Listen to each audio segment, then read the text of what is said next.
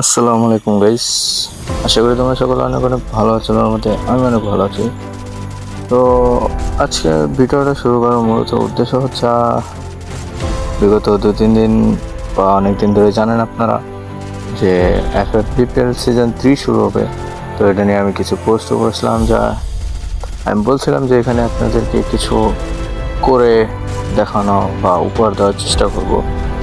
তার আগে আমি একটা কথা বলিনি, এখানে আমরা যে 3-4টা প্লেয়ার আছি বা 5টা প্লেয়ার আছি, এখানে আমরা মোটামুটি সবাই আমরা অনেক বড়, ঠিক আছে।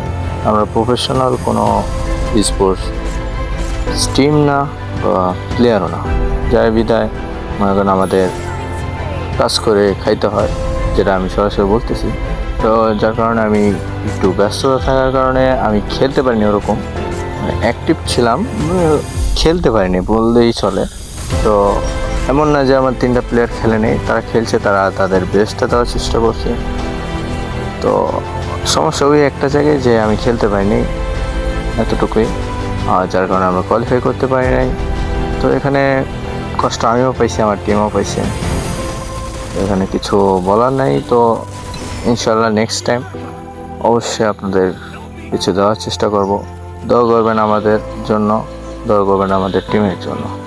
দেখা হবে কোনো নেক্সট ভিডিওতে। ততক্ষণ সুস্থ থাকবেন, ভালো থাকবেন, আল্লাহ হাফেজ।